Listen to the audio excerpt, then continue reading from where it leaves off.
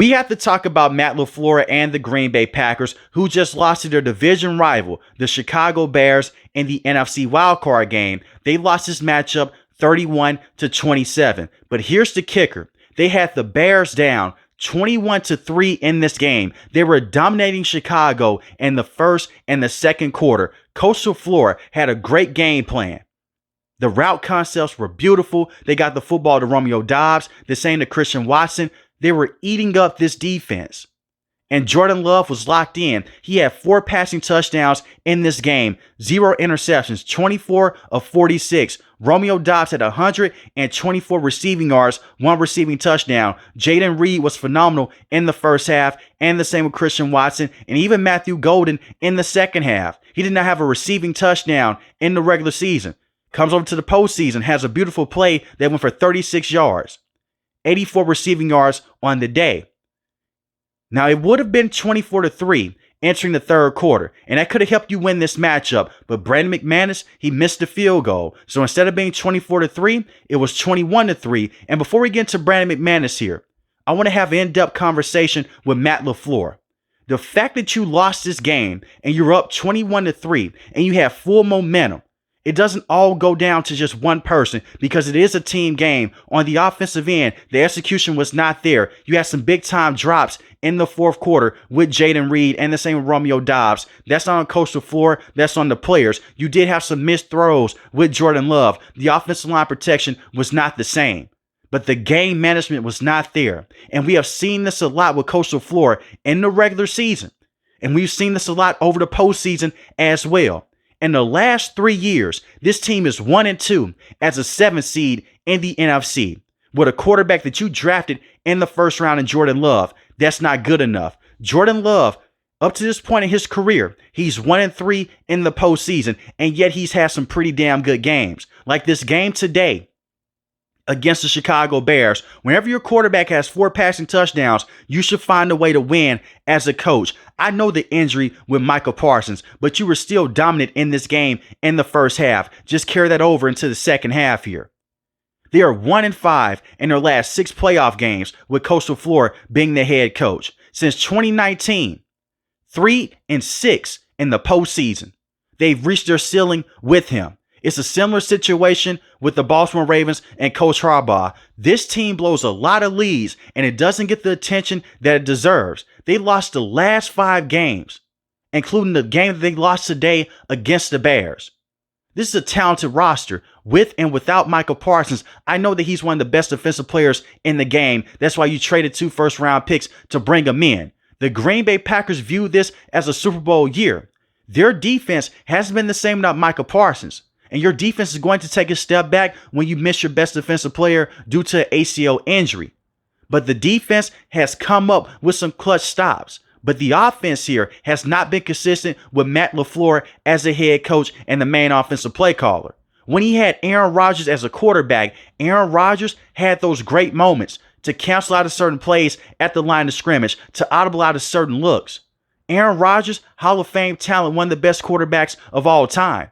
His record with Aaron Rodgers, 40-13.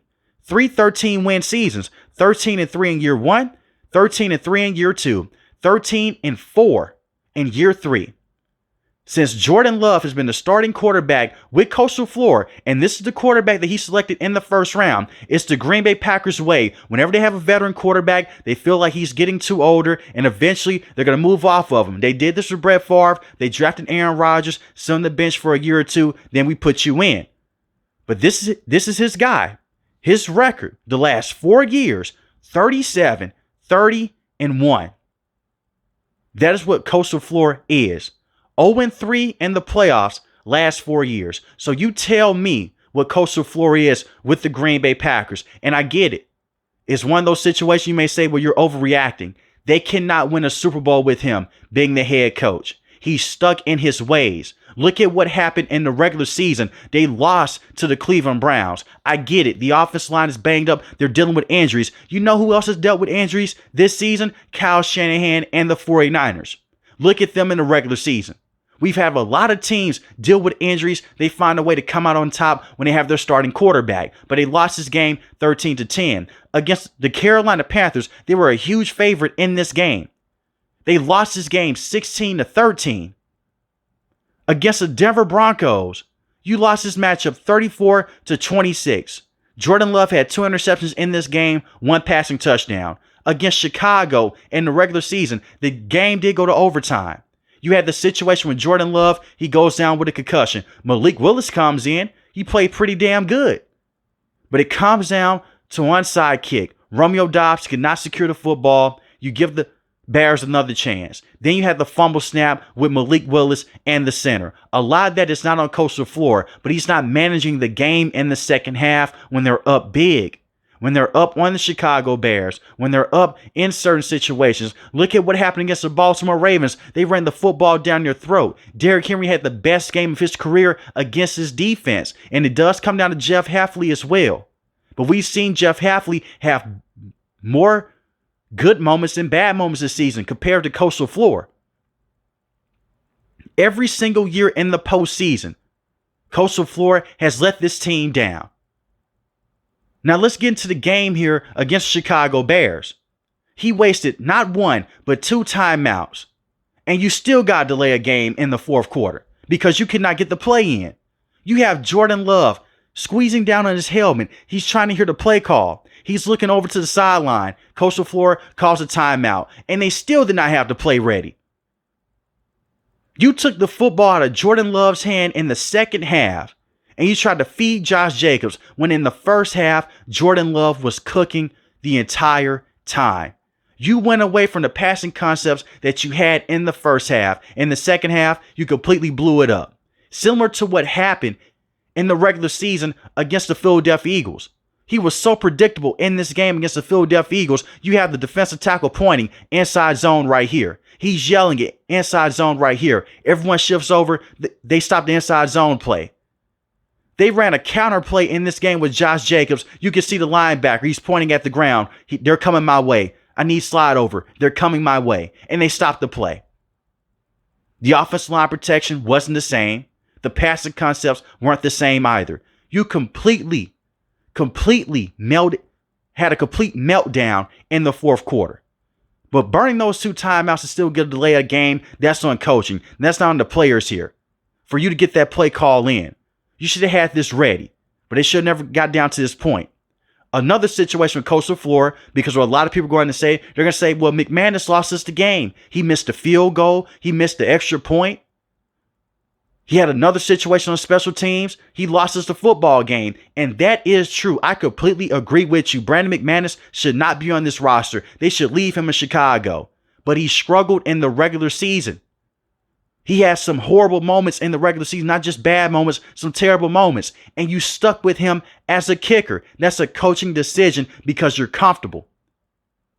Look at what happened in the Lions game. Look at what happened in the game against the Philadelphia Eagles many months ago. You saw that kicking was an issue, and yet you stuck with him. Rich Bisaccia, special teams coach, he's not a good one, but you've kept him around. Let's not forget that Coach LaFleur has had some bad coaches on his coaching staff. He has Jeff Hafley right now. He's getting a lot of head coaching interviews, it seems like. But let's not forget about Joe Barry, terrible defensive coordinator. Now you have Rich Bisaccia, terrible special teams coach. Mike Pettin, when he was with this roster, terrible coach as well. That is all on Coach LaFleur. He has gotten saved by Aaron Rodgers early on in his career. He has been coasting. The fact that he cannot win big-time playoff games with Jordan Love, who he selected in the first round, that's a bad look on him. You can't say that the Green Bay Packers haven't drafted well, because they have. They traded 2 first-round picks for Micah Parsons. Unfortunately, he went down with the ACL injury. But your defense allowed 28 points in the fourth quarter. You may look at that and say, well, the defense is terrible without Micah Parsons. Your offense is legit doing nothing. 3 and out. 3 and out. You had 2 takeaways in this game on Caleb Williams. You're stopping them on 4th down. You have so many chances to go out there and just give me touchdowns. Give me 3 points. But you don't take them because you went conservative in the second half. You did not put your foot on their throat.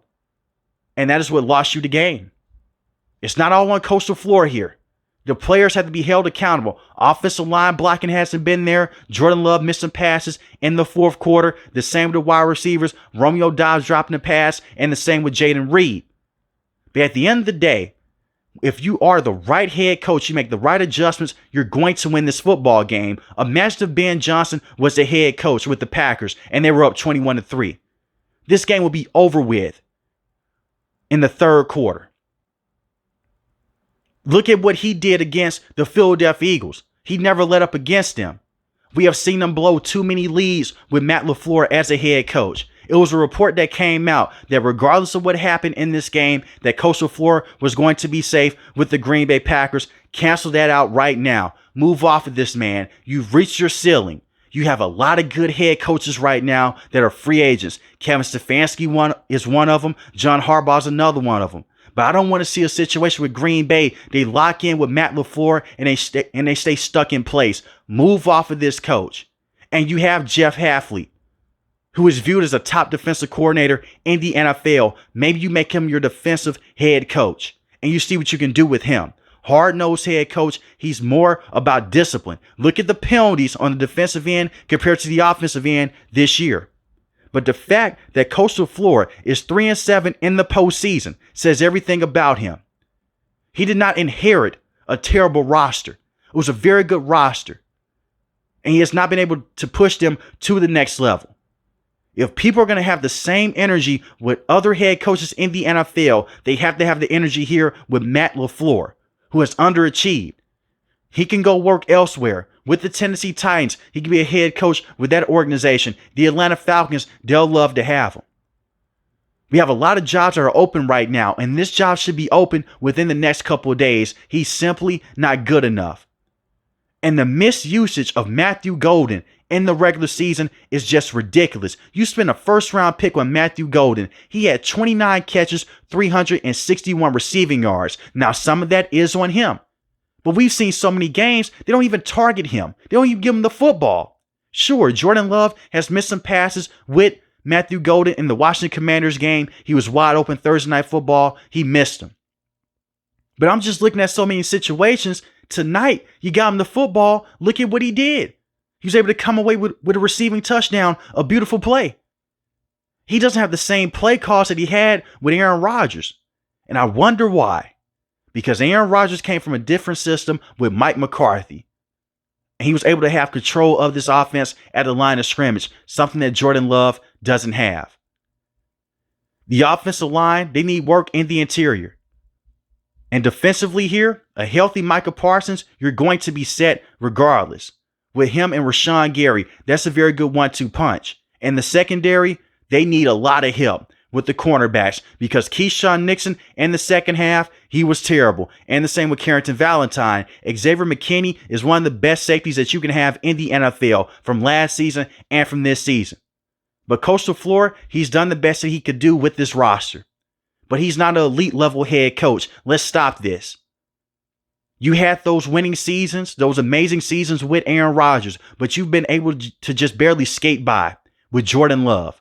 And I don't think that Jordan Love is a huge issue because he had 4 passing touchdowns in today's game. If you called a better game in the second half, things would have been different. But we've seen him get outcoached by Dan Campbell many times in this division. The same with Kevin O'Connell and the Minnesota Vikings. And don't get me started with Ben Johnson and the Bears. You could say, well, this is a fluke win. Was it a fluke win a couple of weeks ago? You continue to say, well, it's a fluke win with the Bears. You're going to find yourselves at home every single year, one and done. It's not a fluke situation. He's just being outcoached by the better coach here in Ben Johnson. I just don't want to see a situation that the Ravens had. They let Coach McDonald walk out the door to only fire Coach Harbaugh a few years later. And now they don't know who the hell their next head coach is going to be. You have a potential head coach in the building with Jeff Hafley. You go with him. If you don't want to bring him in, Kevin Stefanski, he's one of them. Brian Flores in this division, defensive head coach. You don't like him, John Harbaugh. He's another one of them. You don't like him, you can look across the NFL and find another coach. I know that it's crazy to say you're going to fire a coach after he took a team to the playoffs. It's not crazy. They keep going one and done. They've hit their head on the ceiling. You have a lot of people that are calling for Coach Tomlin right now because they haven't won a playoff game since 2016. He hasn't figured out the quarterback position. It's been a revolving door with the Steelers here. At least with the Packers, they prepared him with a quarterback. And even before that quarterback touched the field, they say, hey, we still have Aaron Rodgers who won MVPs with Coach LaFleur. He's a product of Aaron Rodgers. That's who he is. He's a better play caller than he is as a head coach. And I still respect him as a head coach, just not as a Super Bowl winner for the Green Bay Packers. And when you trade 2 first-round picks for one of the best defensive players in the game, you want to win a Super Bowl, not go out there and go one and done. And even if Michael Parsons was fully healthy, he wouldn't have been able to go out there and help out this situation. And I find it very ironic. At halftime, he makes out a tweet at the halftime show with Richard Sherman, Tony Gonzalez, and Ryan Fitzpatrick, and Carissa Thompson. They showed a tweet, and Michael Parsons says, hey, let's finish the job here. They play all 4 quarters. We have to finish this game all 4 quarters. And you look at what happened. The Bears played all 4 quarters, and the Packers didn't. But let me know in the comment section below how you feel about this situation with Matt LaFleur. If you're new to the channel, hit the subscribe button. If you like the video, hit the like button. Most importantly, want each and every last one of you guys to stay safe, stay positive. Thanks for the video, guys. God bless. Peace.